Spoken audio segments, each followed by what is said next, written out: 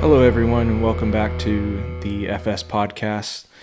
And today I got a chance to talk with Claire Thomas, who's a photographer, photojournalist. She's from Wales, UK, and she's been published with multiple different news outlets, Sunday Times, The Guardian, Al Jazeera, just to name a few. And Claire covered Iraq, where we know a lot of the same people. We probably did meet at some point. We crossed paths, but we never officially met while we're in country. And so Claire covered a lot of the conflict with ISIS. She did amazing photos covering the last stance in Old City Mosul, where she was documenting, some of the tragedies that were happening. And she's just a wonderful, just warm-hearted person. And I was excited to interview her. And hopefully you guys will just get a different side of, what it's like to cover a conflict zone and, sharing stories. And I'm excited. So we'll get right into it. I appreciate you, taking the time and chatting for a bit. Yeah, my pleasure. It's always nice to chat about Iraq. I know. It's not something I get to do very often because people just don't want to hear about it, understandably, I guess. I know. I talk about it, I feel like, too much at times. I'm just like, okay, I need to, but, it was somewhere where I spent, like yourself, a lot of time and friendships. And so where are you now? Or, what's the situation with you? How's everything going? So now I'm based in New York. I moved here February 1st. So I'm I just got here right before the lockdown happened. So I was just getting a bit of momentum, meeting people and thinking about what I was going to do, and then everything changed. But basically I met my partner in Baghdad while I was based in Iraq, and so we moved here together. But I still plan to I'd hoped to just be based here, kind of like yourself, and then go back to Iraq regularly for, periods of time and other places. But obviously that's not happening this year. Yeah. So you were in New York. How was New York when everything was really shutting down and everything? I guess it's opened up a little bit now, but yeah, no, it's pretty good now. Like all the shops are open, restaurants, everything is open outside. The streets are back to being quite busy. Central Park is busy. It sort of feels like it's almost back to normal. But yeah, it was crazy when it was at its peak. It was just bizarre. It was really, really eerie because I hadn't long arrived, so I saw the contrast. Was that your first time to New York? I'd been here as a 20-year-old for 4 days. Okay. So I didn't. So the same. Yeah. Yeah, it's strange. Yeah. Well, New York is a great place. I mean, I used to go to the Half King pub, like Sebastian Junger's, bar. It was like in Chelsea area. That's where like a lot of journalists used to hang out. Like Tim Harrington, Sebastian and Tim Harrington were buddies. They did that film Restrepo in Afghanistan, and last time, and Sebastian Junger also wrote the book The Perfect Storm, and which became a movie, like the fishing movie. Yeah, and so he had a pub called the Half King. I'm pretty sure that's what it's called. I haven't been there a long time, but that's where like a lot of old school journalists used to hang out. He had to sell it, unfortunately, just because it was really expensive, especially now, with everything that's been going on. I'm sure it's probably pretty hard to be in the restaurant business. It was probably hard already, but yeah, I've known about your photos and I've heard of your name even when I was in Iraq. Oh gosh, okay. Yeah, and I'm sure we were at the same table and teachers multiple times. When did you start traveling to Iraq? The first time I went was December 2016. Okay. So quite a while after you. Before that, I was in Greece, and so I missed the beginning of the offensive, and then I just decided to go for a couple of weeks to Erbil and see what the situation was. And so it was the first time I went was just for 2 weeks. And then, of course, I just couldn't get it out of my mind after I left. So I was just desperate to get back. I went home for Christmas, and then I went straight back out in the beginning of February. And then I think in May, I decided to just go and live there.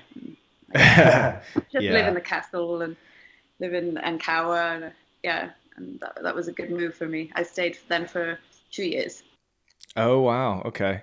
Yeah, I was going in college like 2010, 2011, Crazy. and then was really going 2013. And what was weird is we knew like something was going to happen because Really? in Baghdad when we were filming there was like an average of like 5 to 7 car bombs a day, just bam, bam, bam. And so, and Erbil was very safe and stable and growing, and you still see like a lot of abandoned buildings, construction like in Dahuk and Erbil that obviously, and so a lot of it had to do when ISIS came like and started taking all this territory in 2014. That's where a lot of businesses and everything, the economy really took a hit because everything was started pulling out. So, but yeah, I would always just stay long periods at a time, but I was lucky enough to stay in the States, and I'm from Texas, so we think we live in our own country in general, and it's hard to leave. Um, yeah. What was your first assignment, or first kind of story you were trying to look for in Iraq? So my plan initially was to focus on humanitarian crisis stories, go and look at the situation in the camps for internally displaced people. Mm-hmm. But of course, when I arrived in Erbil, the place that I'd found to stay at was a house with 10 journalists. So everyone was going. Yeah. Everybody was going to the front line and coming back, buzzing and with these stories from the front line. So I thought, well, I have to try. I hadn't actually planned to do any frontline work, mainly because really? I was new to this. I'd worked in Palestine before that, but I'd never worked in an active war zone, and I was freelance. I am freelance. Nobody sent me, and I didn't really realize that you could just hire a fixer and go. Really easy. Really didn't, Yeah. That's how it just works. Yeah. So I did a 2-day hostile environment training course in Erbil, and then started going to the front line. So then it was all freelance stuff. I didn't really have any commissioned assignments. I was just working on spec, getting whatever stories I could find. And somehow in that first 2 weeks I was there, I went out basically every day and managed to do more stories in that 2 weeks than I've ever done in such a short period of time. But I don't know if you remember, but at that time, the fires were raging in Gayara. Yeah, Gayara. Mm-hmm. So I spent a couple of days there, and I think that was probably, the most insane, fascinating time. And obviously horrifying and everything, and seeing how people were living so close to the fires and the smoke and everything. But from a photography perspective, it was unlike anything else. It was like a scene out of Hollywood. Yeah, I mean, the lighting in your photos when you did it was just like, I hate to say the word incredible, but it was. Can you describe like kind of the smoke and the flame and the hot, sun, kind of how you were taking the photos? Yeah. Well, so the first time I went to the fires was at night, and we'd been to the front line that day. And then as we were like heading home back to Erbil, we thought we'd just stop by and see the fires. Mm-hmm. And oh my gosh, what the Iraqi soldiers and security guards are like. They want to show you what they're really accommodating, and so they wanted us to get as close as possible to the fires. And yeah, it was just like something from an apocalyptic movie. But anyway, so the first time I was there was the night shots, and then I went back a few days later during the day. And I mean, as you drive down, like it's Iraqi sun, it's really blue skies, really hot, and then all of a sudden there's just this blanket of blackness, and it's really hard to explain. And I was really shocked by it. And of course, it's so thick that it does block out the sun. And a lot of the people in Gayara said that they hadn't seen sun for days, and there were sheep walking around the streets and cows, and their coats were coated black. So it was really sad. And then of course we went to speak with the firefighters, and they wanted to get me as close as possible, in a safe way, obviously. But it was just, for me, I really appreciated that, because obviously the closer you are for photography, the better, really. Yeah, I stayed my distance from it. I was like, I don't deal with that. I'll do. And I was like, my background is mostly video. I'll take photos just for fun and stuff like that. Like, I had some photos like in The Economist, and it was just, I got super lucky. I was just like, hey, here you go. But I've always just been more of a video. But in Iraq, I was really focusing on virtual reality 360 video.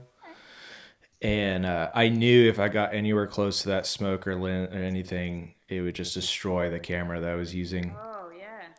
But other than that, I don't deal with that fire. I was like, probably not. I was surprised though. Like, it wasn't as bad as I thought it would be. I mean, as long as you're on the right side, so the wind is blowing. The wind. Mm-hmm. Then we didn't really notice. I didn't feel like we were breathing in fumes or anything. And I interviewed some of the firemen, and they explained how important it is to obviously not breathe in those fumes, because they're extremely toxic. But as long as you're on the right side, it's generally okay. I mean, for us, of course, it wasn't so bad because we were only there for a few hours. But I imagine for them, it's a different story, being there all day. But how was it staying with a whole bunch of journalists? That's the one thing I did a really bad job, was I was just not involved with the journalist community, really. Like, I had some friends. I would usually just stay with like some of my local friends, that I've known since, 2011 or so.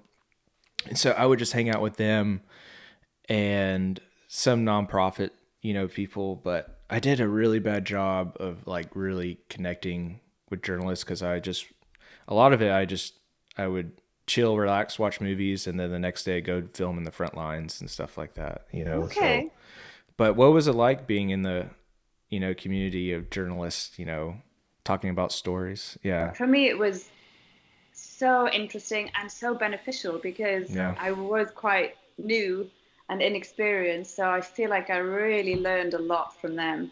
And I think we were all basically freelancers, which helped. So, everybody, you can sympathize, because it's a struggle, trying to make it.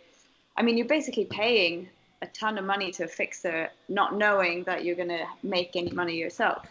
So absolutely. It's difficult situation. Yeah, I remember I was at one of the bars, and I saw 3 young journalists. It was the first time in Iraq, and they were all freelancing, and they were all paying a fixer, and they were hoping to get published, and it's hard. And it's not even just like, in my opinion, it's just stories in general. Like, how often are they going to publish Iraq stuff in general? And so, and with so many world-class photographers and reporters, like, competition was pretty tense. Yeah. That's why I think I was mostly focused on 360 and VR, just to and I tried to do multiple things at the same time, but it was just, I wasn't getting good stuff, so I had to focus on one thing. That's kind of how I was like, I'm trying to see, because there were so many talented photojournalists, and I feel like, even I was like, they have a great story. Let's focus. Let's let them keep doing what they're doing. But it did seem like there was a good journalist community of freelancers, interview. Mm-hmm. I really, really enjoyed it, actually. Those first 2 weeks were sort of career changing and a bit of an eye opener, because I never realized that it would be so I guess in some ways exciting and fun to be in that community, like everybody was going to the front line or whatever, to the camps, seeing horrible things. And then going back to teachers and drinking. Gosh, I think that was the coping mechanism, isn't it? It's Yeah. not a healthy way, but we were also like there for each other, and Hmm. I mean, for me especially, I felt like I could open up and talk to especially other Absolutely. female photojournalists, and we would, I don't know, like talk about what we'd seen and process it, which I think is quite important, rather than just try to block it all out. Especially like during the, when things got really, really intense and like a lot of casualties were coming out with horrific injuries. I felt Hmm. like it was quite important to address that, and not hide my emotions as such. No, yeah. I mean, I that's one thing that I really didn't do very well. Like, I think I should have done, in hindsight, I should have done a better job of that. Okay. And but yeah, it is kind of weird just waking up in the morning, going filming, intense situation where Yeah. your adrenaline is pumping, not even just filming the horrific stuff, but your adrenaline is pumping all the way through. Mhm. And then within a 2 hour drive later, you're back in a normal situation, drinking Corona beers or Yes. Heineken, whatever. They love those two beers. And then talking about crazy stories is such Yeah. a interesting, yeah, dynamic. And then Yeah. and I know, like, I know July, like June and July, towards the end of the Mosul operation, that's kind of where I thought it was some of the most intense Yeah. fighting I've ever seen. I think, I want to say, I saw some article or someone said that urban warfare in Mosul at that time was something like the last time it was that big of an operation was probably like a World War II Hmm. battle or something like that. Oh yeah. When you were filming in the old city, what's some of the things that you know that you probably won't forget, senses wise, or Mm. yeah. Oh gosh, there's so many things. So I mean, that was those last few weeks were the really, really an important time, I guess, for me, because up until that point I'd been doing that, the going for the day and then like with a fixer and going back to Erbil, and this kind of process wasn't working that well for me because I wasn't. You don't get that much time then to focus on something more in depth. But then when I got access with the medics, they let me just stay. So for the last 3 weeks, I just stayed with them in Mosul. Yeah, it was a real eye opener because also until then I felt like I'd been focusing quite heavily on the military operation, which can be sort of sanitized. I know That's what you mean. yeah, Yeah. it's not as real. You don't really see the human consequence. Yeah. And it's military success and everybody's cheering. And anyway, so yeah, the medics in the old city. Was it Yeah, I Pete's never group? Pete's group. Yeah. Yeah, yeah. I would stop Oh by my every once in gosh, a while. Yeah. those Yeah. guys, they're amazing. I could never find the words to describe what they did. Um, but yeah, I mean, they were working really close to the front lines, Hmm. much closer than anybody else, and so that they were constantly like you just had to get desensitized to the sound of gunfire and explosions because they were just happening all the time. Hmm. And of course, the casualties would come in waves. So there'd Yeah. be a period of nothing and calm, and we'd all be sitting with the soldiers and just chatting, and then all of a sudden there'd be mass casualty incident, and it was just completely overwhelming and incredible to see how the medics just processed everything so professionally with insane composure. I don't know. I really don't know how they did it, but and I wasn't sure how I would cope with seeing those kind of horrific injuries and Hmm. confronting. There was a lot of death. A lot of people were coming in already gone, and but I don't know. Somehow, when you just focus on capturing the moment with your camera, it allows you to have that professional distance, I think, in some ways. And also, I felt like the medics gave me a big support. We were a support network for each other in many Hmm. ways. But yeah, it was insane. Yeah. I knew some members in Pete's group, and I knew of Pete and what they Hmm. did, and I knew some of the other medics, like and New York medics and the Canadian. Yeah. It was like all nation medics Yes. at some point through.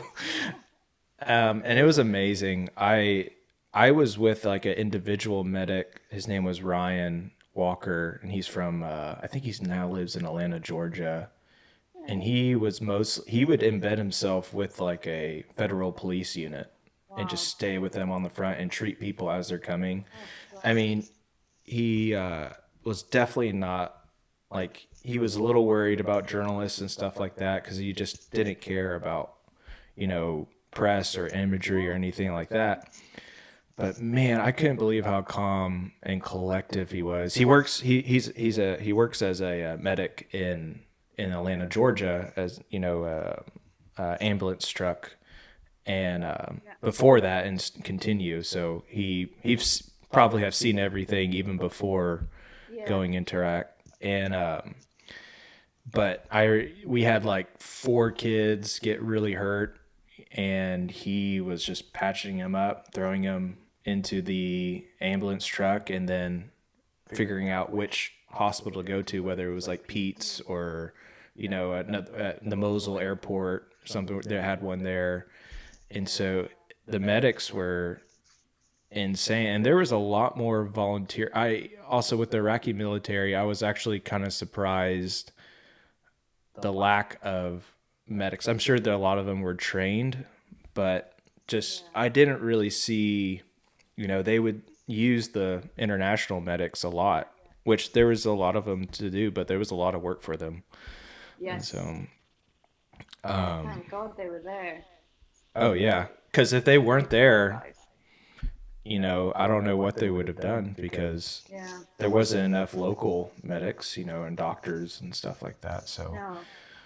and so have you always just focused on photography? Is photography your something you've been doing your whole life, kind of thing? No, actually, I've had quite a few jobs.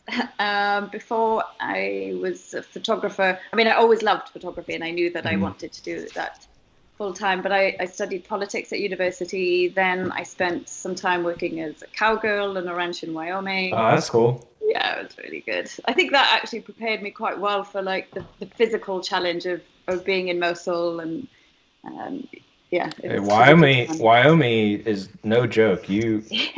There's if you're going camping or hiking or in the wilderness, there's all sorts of things there. Yeah, Yeah. yeah, it was quite in some ways rough. Like I lived on a ranch and it was fine, but it was, really long days, not the easiest living conditions, things like that. But I absolutely loved it. But then I was working as a teacher in Spain, teaching English for a couple of years. And then during that time, I started going to Palestine because I would teach for a few months, then like take a few months off. And I went on a trip to Egypt and I was just taking travel pictures, and I took a picture of a camel yawning in front of the pyramids. And I uploaded it onto my National Geographic Oh user yeah, page, yeah. like I your remember shots. this. Anybody can have this account, Yeah. kind of like. And they contacted me and asked if they could publish the image in the magazine.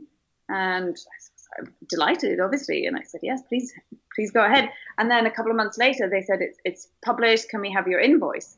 And I didn't even know I was getting paid for this. Yeah. And they paid me quite well. And then I decided, okay, that's it. I'm going to quit being a teacher and do photography full time, which was Wow. was a good move, except that I quickly realized that was a one-off. Like that's not generally how media outlets pay for photographs, but I'm really glad I did.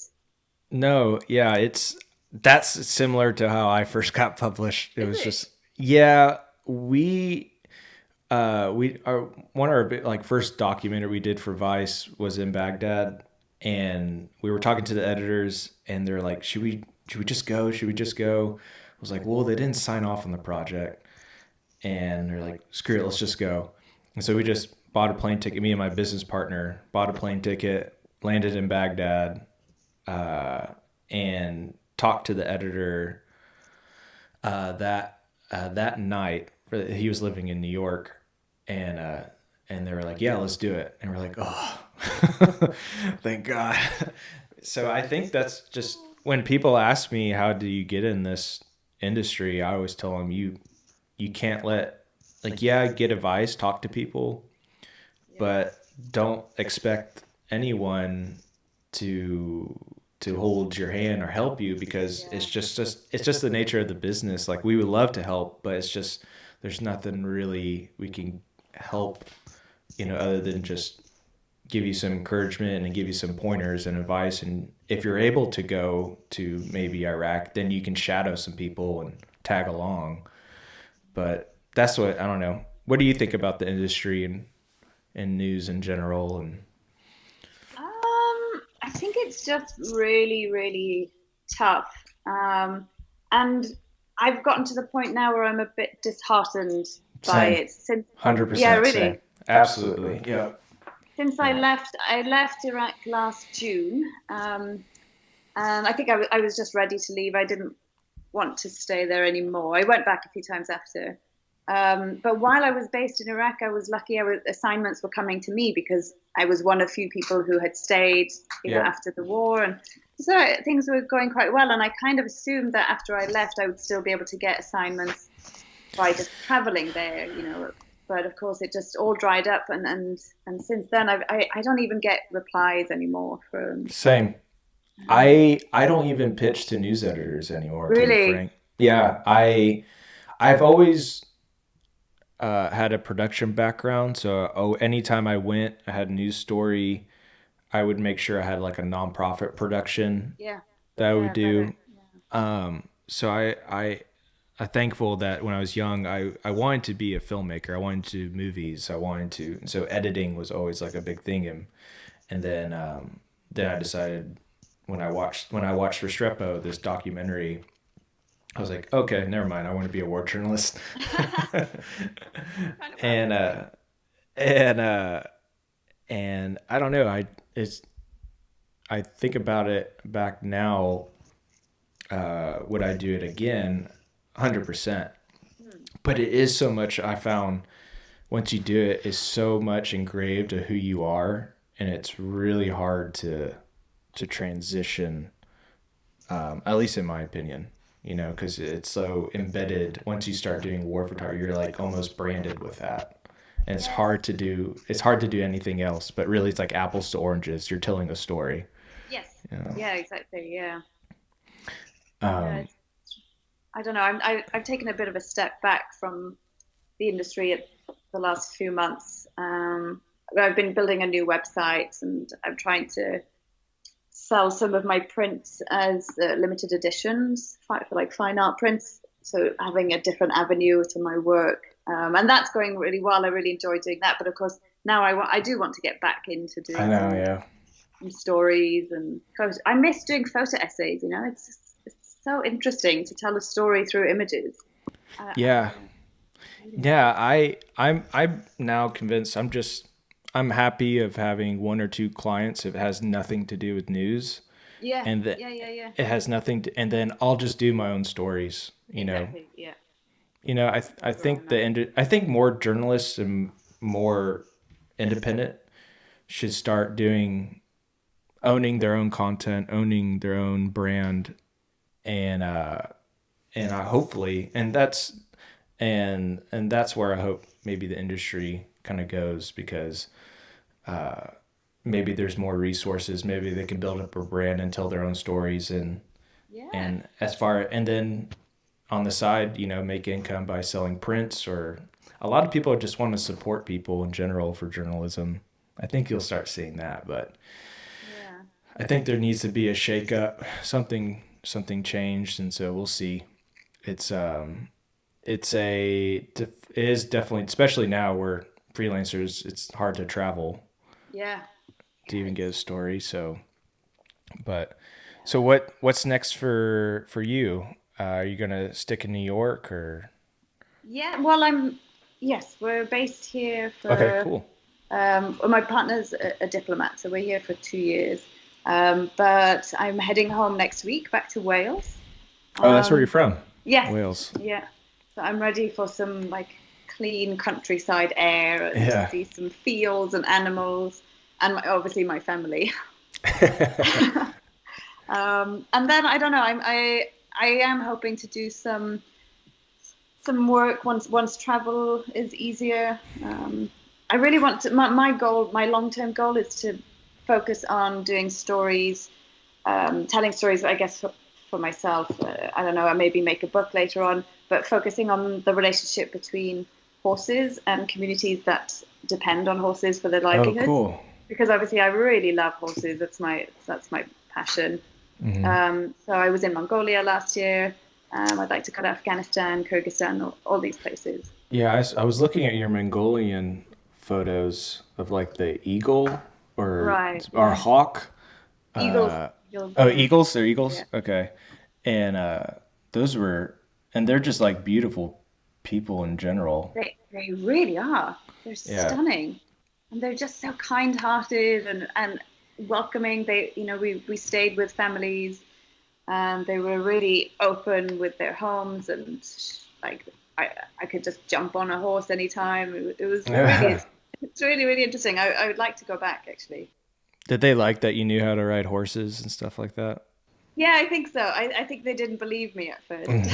Yeah, that's But funny. then, yeah, it was really nice. I didn't get a chance to ride as much as I'd like to actually. I just want to be on a horse the whole time. I can never Yeah. get enough of it. Well, if you came down to Texas, we have plenty of them. Like Yeah, usually we'll have them right in our street in our neighborhood or something like that. really. Yeah, I live in I'm near Austin, Texas. I'm in the hill countryside of Austin, Texas, but that's where I'm originally from. Oh wow, So, I have yeah. friends who live in Austin. Oh, really? Yeah, Yeah, it's it's a really growing fast city. yeah, It's been like one of the fastest growing cities in the US. Like a lot of people from California are moving here, and it's a great town. I mean, yeah. there's a lot of stuff to do, and I'm gonna not name the small town that I live because I want to keep it a secret. I can tell you that because everyone's gonna move here.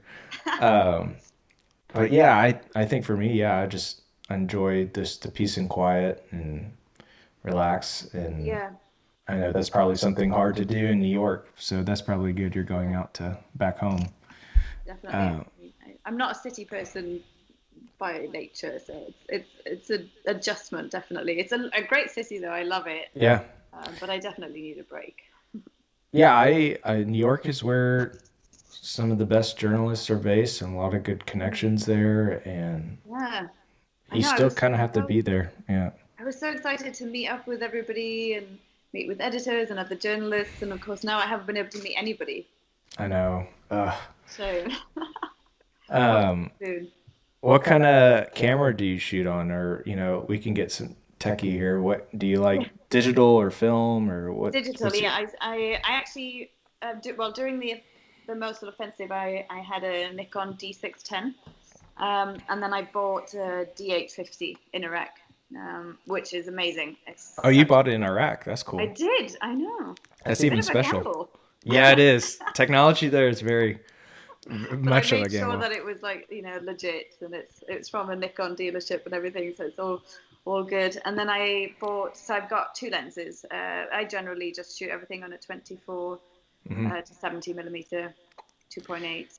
Yeah, I was a Canon guy. I grew up all Canon, and then I moved to completely Fujifilm now. Oh, really? Yeah, XT3, and I'll probably get the XT4.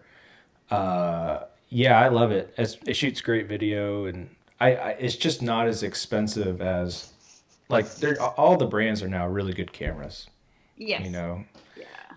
And I like it because it's just not as expensive as Nikon or Canon. And so if something were to happen, which I've had cameras, get rocked, and literally get rocked.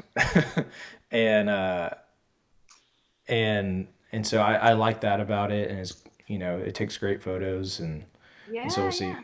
But when people ask me what camera they should get for photos, like, well, every brand is so good now, and so Yeah. That's a yeah, hard question to answer. I get asked that a lot too. I mean, it yeah, I just was depends like, on the budget, really, and yeah, preference. it really is. I always now just whatever is easiest for me to that I'm used to economically, and I used to pack a lot of equipment, And now I'm like, okay, whatever I can put in a backpack and that's it. Yeah. Because, you know, I mean, I definitely struggle actually because my kit is quite bulky. So I mhm. have the D850 with the 24 to 70 lens, and then I have the D610 with the 70 to 200 lens. So when I was in Mongolia riding horses with these Oh two my enormous gosh. cameras, it was quite a sight. Yeah, it's not that easy. I definitely don't feel very mobile. But it's yeah, I don't know. I am thinking of going mirrorless, or at Yeah, least trying it anyway. I like it because even in the viewfinder, you can see what your photo is going to be. Yeah, yeah, Um, yeah. and I just think that's where the industry is going I to think so go. too. Just even on the video side, it's like, yeah, 100% I'm doing that. And um, I'll probably not go switch back to Canon because even though they have amazing glass, it's just insanely big glass that It they're is big. doing. Yeah, And I'm just like, I don't know. So, but I always tell people like, just pick the major brands, Sony, Nikon, Canon, Fuji, and you'll be fine. Just don't go yeah. Hasselblad or Leica. You know, there's no reason. Maybe in the 50s, ooh, cool, but not Yeah, anymore. But yeah. did you ever like? I always try to make sure when I talk to journalists who travel to Iraq or just overseas in general. You mentioned Palestine, Israel. I was there quite a bit too. That's kind of how I learned to film like protests and stuff like that. But Yeah, yeah. yeah, Hebron. Do you ever go to Hebron, Hebron? yes, I lived in Hebron. I Oh, loved really? it. Oh my God. Hebron. Hebron was like where I first, and I was going there like 2012, like at like the Gaza conflict that happened in 2012. Um, Yes. and then a couple of times after that. Um, and that's one of the areas where it's Israel and Palestine, West Bank, Gaza is it's so hard to explain unless you go. So hot. Exactly. Yeah. Even with photos and video and documentary, it's very hard. I think the best person that did it was like Anthony Bourdain or Mm. Conan O'Brien actually did a really good piece on it. I don't know if you've seen it. No. You know the comic and the TV show guy Conan O'Brien with like the red hair. He's like a celebrity guy. Okay. He did amazing like video on Israel and Palestine. Okay. But I guess what I was trying to say is like just local partners and fixers. Um, those are I try to make sure to talk about local partners and fixers, just because we wouldn't be able to do Yeah. anything without them. No, definitely. So, where can you maybe share some maybe stories or just kind of like advice if someone wants to hire a local fixer or something like that? What's good? Because I've seen a lot of bad stories of not treating them right or using them and that kind of thing. But so, Yeah, well, the advice I was given was to just get recommendations from other journalists, basically, for reputable fixes. 100%. Um, because there were some horror stories coming out of Syria and Turkey, Yeah. of, you know, journalists being kidnapped and things like that. Stealing their equipment, taking their Yeah, money. Yeah. yeah. So I have only ever had amazing experiences with fixers. I mean, there were so many great ones in Erbil. Like, I think we were Yeah. spoiled for choice, actually. Yep. And like those guys, yeah, you're right. They don't get enough credit, guys and women. I mean, Yep. Stella. Yeah, There were Stella's, you know, Stella is one of my best friends, no right? way. Oh, yeah. Amazing woman. I worked with her for the Sunday Times and some other projects. She was amazing. And I mean, they have a tough job because journalists can be extremely demanding. And oftentimes, I mean, Halan used to tell me well, maybe I shouldn't name him, but some of No, the yeah, other yeah, yeah. fixers would tell me like horror stories about journalists being demanding and saying they want to get closer and closer and closer to the front line. Whereas, the fixer's job is to, in some ways, not make sure that we're not taking unnecessary risks because obviously we don't know we don't understand the language, we don't Yeah. understand what's going on all the time. So I put a lot of trust in the fixers, and yeah, they're Yeah. amazing, and they're putting themselves at risk 100%. every single day. It's not an easy job. But they do too. I mean, a lot of people who aren't in the industry have no idea what a fixer is. Mm-hmm. And I mean, it's not just one job. They do a lot of things. You know, they're translator, driver, guide. I mean, They are the babysitter. security. Yeah. In They're a the lot of ones who ways. just make it all happen for Even us. little things like finding you a restroom and finding you food, like they literally are your babysitter. Oh my gosh, they really are. Yeah, It's not I just had a job. I had one really good one who knew where to get like Corona a beer like in Mosul like right after, and oh man, he was yeah, I mean that's where I always made sure when I travel I would stay or hang out with the local people. Yes, That was yes, that was that exactly. was my main thing.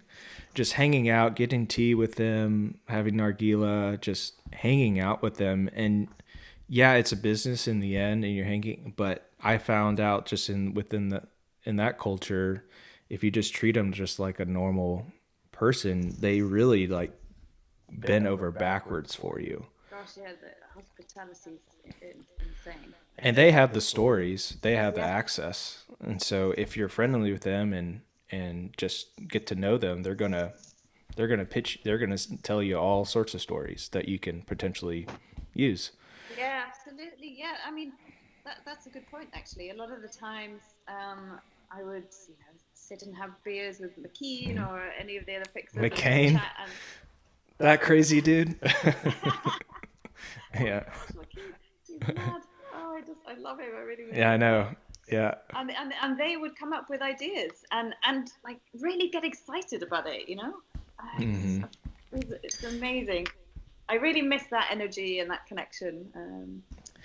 Yeah. Yeah, yeah. Stella, I remember one of her first time. She wanted her early days of wanting to be like a front, like she was doing a fixer and translation and everything, but she really wanted to go to the front.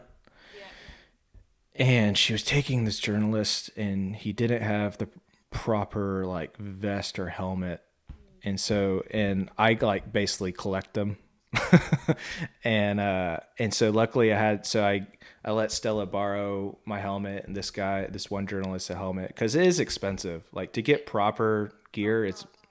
very expensive, and I've always made sure I had good gear. And I let Stella use really this helmet that was really big. And so there's a photo of Stella now because she was like in a Vice article, Yeah. and Yeah. yeah, so that helmet, yeah, was mine. Yeah. No way. I need to Yeah. see that picture of her. Hmm. So good. Yeah, she's one of my favorites just because she's Amazing. an amazing person and just can handle herself in the most intense situations. And so yeah, she's great. I mean, her and so countless other, people that And I was always impressed by how they would get us through the checkpoints, because a lot of the times it would it's just like an be a art. hard no. Yeah, like you're not going through, you don't have the right permissions or whatever, whatever they decide to make up on the day. And they all have their different way of getting through and like never taking no for an answer. I Hmm. mean, there were so many times where I thought, well, that's it, we're going home. Today's not the day.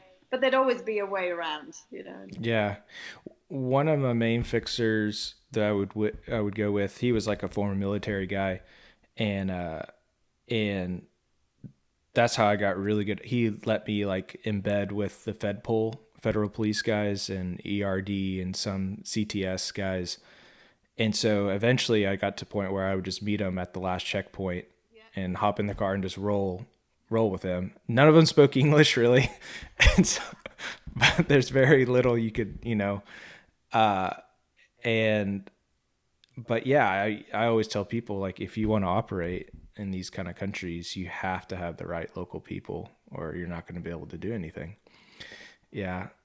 Yeah. Yeah. Go with them, go have fun, go to a house party, you're going to learn so much about it. That's part of it. Um, but yeah, there's a lot of good times and stuff like that there. And I still, have you been back to Mosul?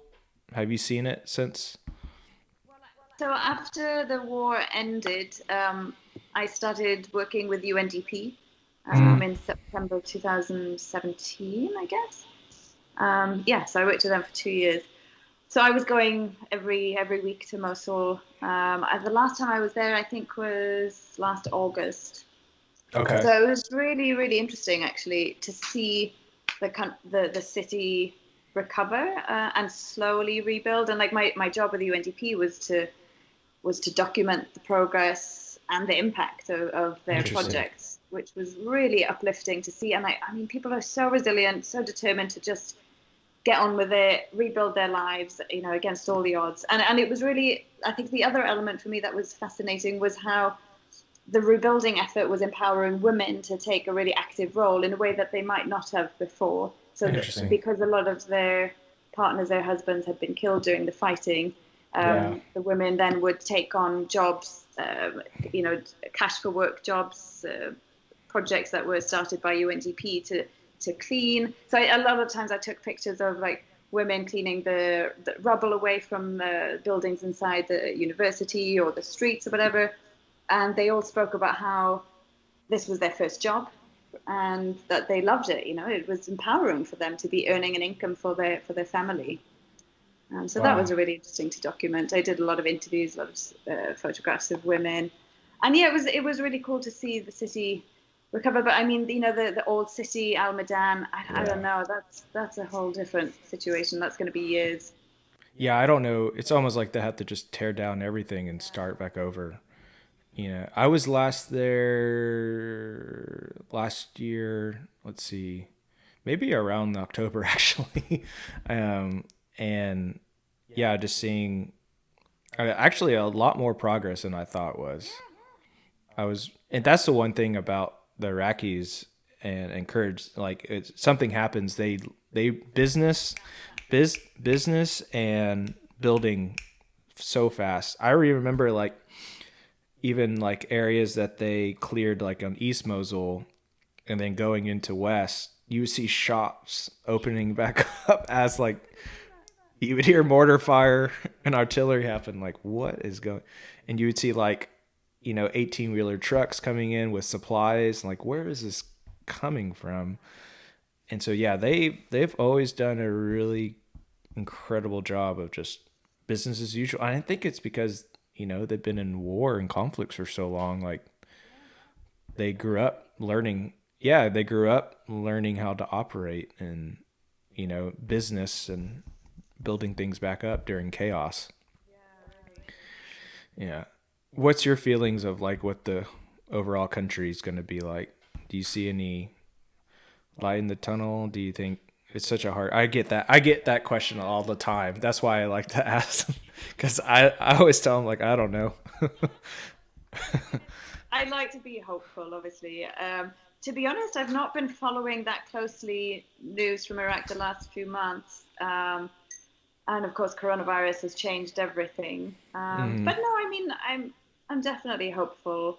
And although I mean, there are rockets, I think, frequently still hitting the green zone in Baghdad, aren't they? Yeah, and there's like ISIS pockets and stuff like that in the mountainous areas. The Iraqi government has a new, is it prime minister or president? I'm not sure. They have a new leader who seems like he's pretty strict and non-Iranian influence. Who knows? So we'll see what that happens. I think the Kurds will be fine.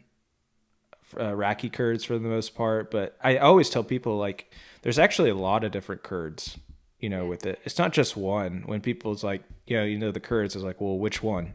It's not that simple. That's a very misunderstood population. Yeah, it is. Yeah, it is. Like, there's a lot of different groups, and they're from a lot of different areas, and so yeah, I'm the same. I try to see, and I mainly because I think the Iraqi people generally are trying to want the best for their country. So, I mean, one of the stories I've been trying to place lately, which I think is really interesting because it shows that that there's some some real signs of hope, kind of. It's complicated, but it's about the beauty industry in Iraq. I mean, last summer I went to visit some beauty centers in Mosul, and I mean, In Mosul? in Mosul, yeah. Oh, I didn't know that. I photographed female doctors performing beauty treatments on other women. They have a salon. They have a hair transplant section. They do all kinds of things. And this is new, you know, but there's a lot of them popping up now in Mosul. I think when I was there were like 6 new beauty centers opening up. And they were really open and welcoming. They let me go in and take pictures. And then like right across the river, there's the absolute destruction, you know. So it's kind of a contradiction, but it just really highlights the resilience, I think, of Iraqi people. And they just want to carry on, you know, and have the life they deserve. They don't stop because obviously it's hard because if you really want to see motivation, go to IDP camp and see those people trying to make a career for themselves, and how hard it is, you know, to do that. IDP camps is this terrible situation. Yeah, those are just, I'm afraid those might just be cities eventually or something like that. They already are pretty much some of those big ones, you know, in Duhok and outside of Erbil. But yeah, I mean, it was really great talking with you, and likewise. Hopefully we'll meet each other maybe in Iraq, and we can go to teachers and they can play the same 4 songs, you know, on repeat, you know. Oh, I think I heard Justin Bieber Despacito oh my God. more than ever in my life. I think it was like every other song. Yep, they like that one.